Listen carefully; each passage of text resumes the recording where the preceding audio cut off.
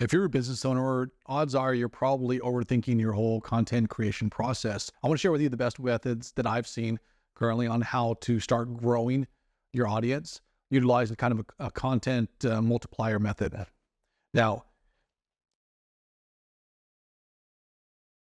what is a content multiplier method?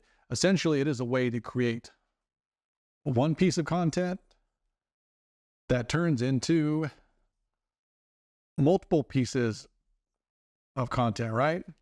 Sounds pretty easy. And in turn, these pieces of content are going to be able to reach more and more of your ideal audience, which as a business owner, that's what you want. You want to find the right audience and you want to find more of the right audience for whatever your product is. So how do we go about kind of creating a content multiplying method? Right now, a lot of business owners that know are utilizing a method of what we know as podcasting or long form. So I'll use both of these kind of interchangeably. And I say video podcasting or long form video to kind of mean almost the same thing for this purpose.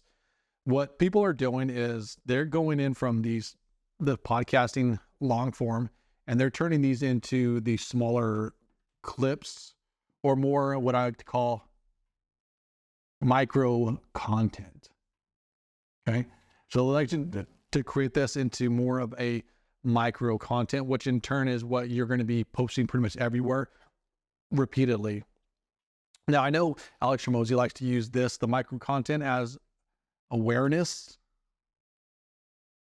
to kind of get people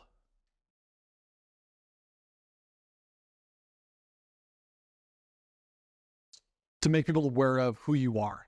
Why this method? Why this method of long form podcasting awareness, micro content? And I think it has to do with the way with the podcasting format or the video format, it has less production. It has less of a production value, which if we're looking at less of a production value, basically it feels more authentic, a little more stripped down, maybe even a little bit more conversational for whoever's watching them. And why is that important now? I think it has to do with years and years ago with what YouTube was. YouTube was a way for a lot of amateurs to kind of share their videos, right? Which is, it's in the name, YouTube. And I think what's happened is we've moved more and more to over editing majority of what we create nowadays. And we're creating so much crazy edits that I think a lot of people are blind to it, and they almost see through the flash. And I think what's happening is people are wanting something a little bit more along the lines of some sort of connection. And I think this is probably a whole social thing that we could really dive into further. But pretty much the further we kind of stray from each other, I think the more we're looking at reaching back and having that kind of connection. Yeah, maybe I'm wrong. Maybe who knows? Maybe I'm right. And it's a lot harder to hide, I think, for a lot of people, your expertise, your character, your value, your personality. Whereas with a lot of these, these higher productions, flashier type of edits and videos, it's a lot easier to kind of mask really who the person is. And this is really one of the ways, this is why I really like it now, and that I think a lot of people who weren't necessarily winning before are going to have the ability to start winning now. And it is because of this kind of this format or of creating it. So enough of that. All right. So connection is one of the things that's happening here. And you're having a more of a connection, like, as we said before, with your ideal audience. But what it's also doing is this stripped down version is also going to be creating a little bit more trust. And that's big for a business owner, because you want these people to trust you and in turn, buy from you. And we'll get further into that. It's also creating,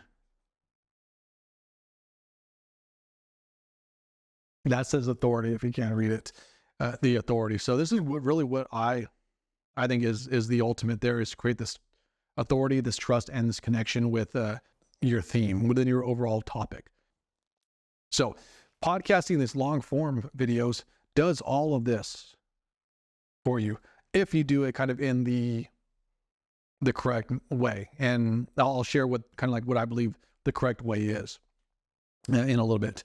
So with these podcasting long form videos, you're able to like create this micro content of awareness, which in turn kind of feeds people into this whole system where they kind of start to get this, maybe a little bit of a connection with you, start to trust you and understand that you are that authority or expert in whatever that field is, which in turn leads to hopefully them buying from you or whatever your offer ends up being.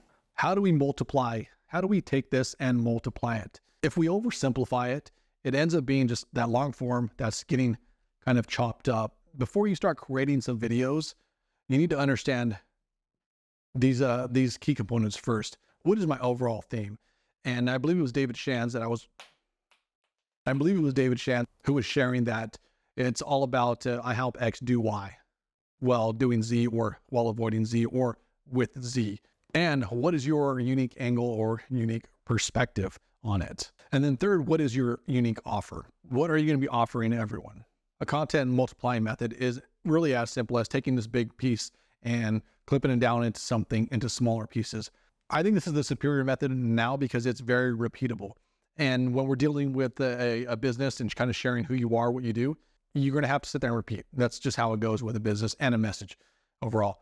A really great way to, very efficient as far as getting lots of micro content. So what I mean by that is, rather than spending 10 plus hours trying to create some sort of content out of nothing, you have a systematic way of delivering repeatable content in a kind of a predictable manner that is going to pay you money with your offer. I guess that's probably as close as I got. That's it. I'm done.